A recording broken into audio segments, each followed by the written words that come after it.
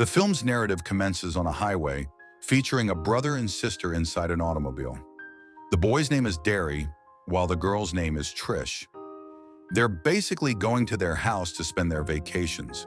Trish was outrageous as a result of her disagreement with one of her friends. So Derry plays a game in order to amuse her, as they will tell each other the meaning of the plate number of the vehicles going ahead. That is a fun game.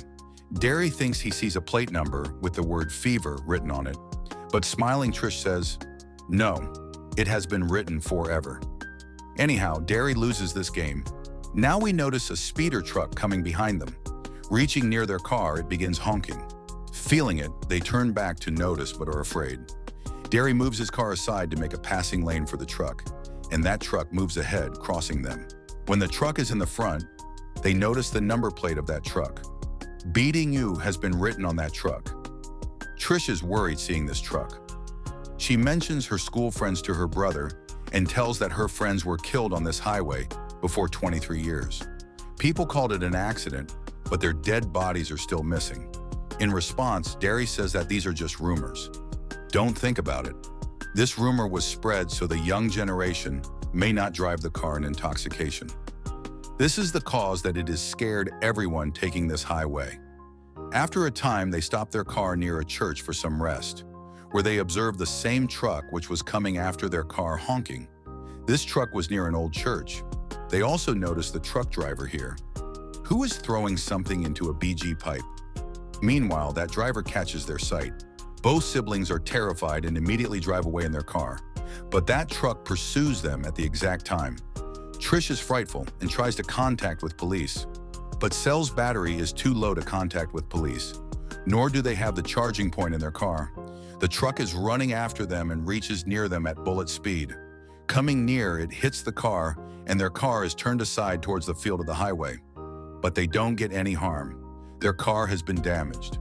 Derry repairs his broken car's hood with a piece of cloth fastening it, and Derry asks her sister Trish that we should return back to that old church to know the matter.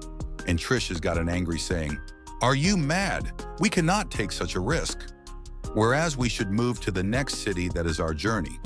Reaching the next city, we will report the police. But Derry says, "Do you not want to know about that mad driver? And why did he hit our car?" And he finally convinces her sister. Now they have returned again near that old church, where they also notice a big pipe and proceed towards it. It is a round pipe going inside the earth. They feel an odor smell here. Peeping inside it, but nothing is visible. As they are returning back, but they hear some shrieks. Derry asks her sister to bring a torch from the car, and he intends to enter the pipe. Trish, on the other hand, advises him to leave. Derry moves to that pipe. He wanted to check whose sound are these. He asks her sister to hold his feet as he goes ahead. Derry's face is inside the pipe, and Trish has caught his feet at the backside. While looking, the rats appear there, and he shouts seeing them. Consequently, his sister is frightened, and Trish's grip is lost in this state, and Derry has fallen going through the pipe.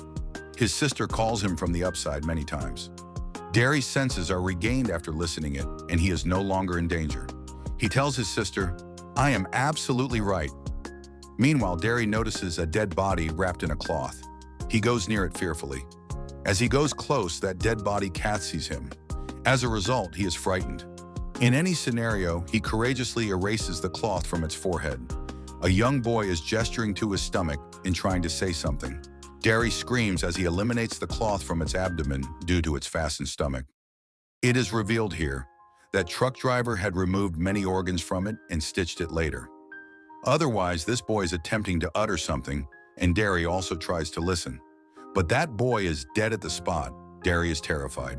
And her sister, who is present at the pipe's apex, he asks to bring help from any passerby at any cost, and he searches for a way to get up from the basement. On the way that leads to the upside, he observes many things including antique weapons, thread, and needles to stitch up the animals and human beings, and it is also full of cobwebs. While walking, his shoelaces are untied. Liquid-like water drips on his shoes as he kneels down tying his laces. And when he notices the ceiling, many dead bodies are visible. These dead bodies are uncountable. He also sees those dead bodies about which his sister had told while traveling in the car. as her friends were missing on that highway 23 years ago. And one more strange, this. All dead bodies are stitched with one another using thread and needles. And all dead bodies are stuck on the ceiling. Now Trish is outside near the car for someone's help. She notices a coming truck at a distance. She is terrified and sitting in the car. She nearly starts the car with the help of gear, but her car's gear is blocked, so she is unable to start. As the truck passes aside, then she feels relaxation, because it is another truck. And anyway, Derry comes out from the basement. Trish is afraid because of the immediate arrival of Derry. And now both depart next city. Then Trish asks, "What did you see in the basement?" Her brother is in anxiety. He says the story of your friends was truthful about whom you were talking about. They were killed in a brutal way. Anyhow, passing the journey, they reach near a restaurant. And getting off from the truck, they notice the same truck which is moving towards the same church. Both enter the restaurant. Trish says to the restaurant's owner, "I'd like to call the police using your cell phone." Otherwise, she also encourages her brother, saying, "Don't be afraid. Everything will be all right." They are still in conversation that the phone rings placed near them. There is another lady who is speaking on the phone as they pick up it. She says to them, "Death is near you." Derry starts scolding her. He calls her a bad woman, disconnecting the phone. Police also arrive in the same restaurant. They both inform to police here that I have seen the many dead bodies in the basement of the nearby old church. And we also received a threatening phone call. Police did not believe that it can happen as such. In their conversation, suddenly lady owner asks them to come outside as she arrives there. Coming outside, they find the open doors of their car, and their dresses are disordered, as someone has thrown his dresses outside. And lady owner also tells, "Someone was sniffing your clothes bringing out from the car when you were inside." Derry begins to wind up his clothes. He asks policemen for the checking of his car. There are claws that step on the door handle of the car as policemen check it.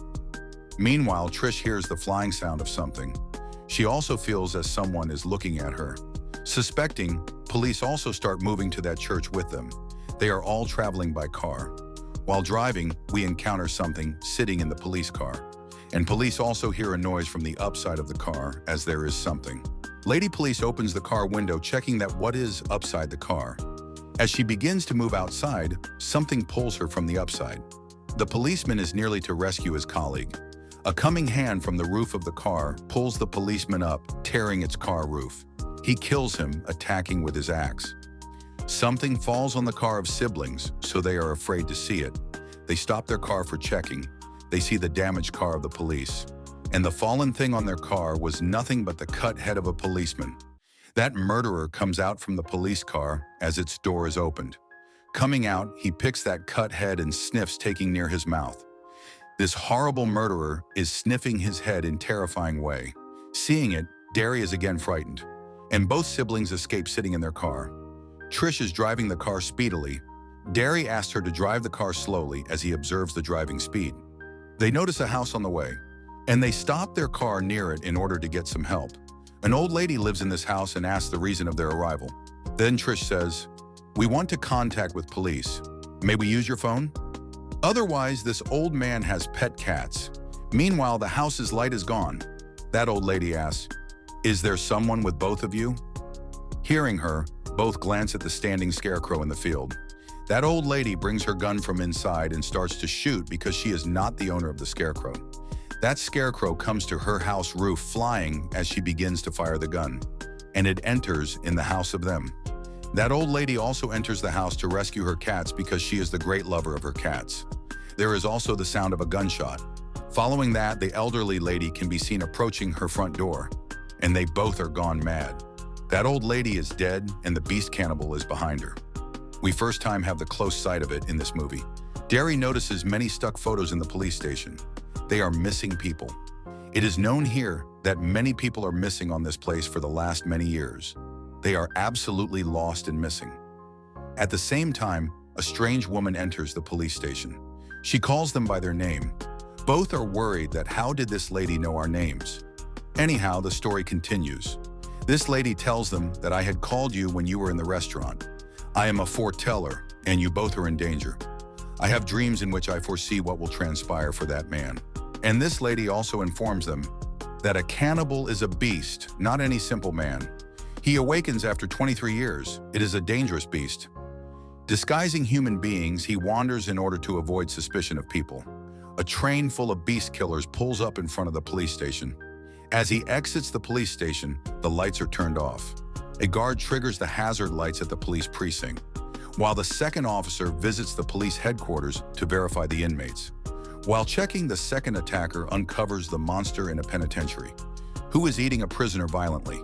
And that police officer fires his gun on this beast, but in vain. On the other side, we see that lady again, who tells them that I have dreamt that one of you was screaming. One will be dead between you. That lady asks them to come with her, and all three are seen running from here. On the other side, the police force arrives. There are a number of police officers who was wanting to check in the basement about the entered thing in the police station. Then they send their partner to check. As he moves forward, the police officer is attacked by the cannibal, and taking out his heart, it moves forward. And that monster cannibal enters the room where Trish and Derry are. Coming here, it attacks on them. First of all, he sniffs that lady catching her, but it does not kill her, so he goes to catch these siblings leaving her. Trish is looking at her reflection in the mirror, but at the opposite side, that beast is present. Who is sniffing her? Coming near them, it catches Derry instead of choosing Trish. It does not harm her. Trish says to that beast, "Leave my brother! You can take me!" Here that beast starts staring at her, but it flies, jumping from the window, and Derry is in its claws. Trish runs after Derry, seeing him going far. So she may rescue her, but that beast flies high, taking him, and Trish is unable to do anything according to her will. Afterward, we see the same old church, which basement had a number of dead bodies. Here we also know that Derry has also been killed. That beast has eaten his eyes, taking them out, and the story ends here.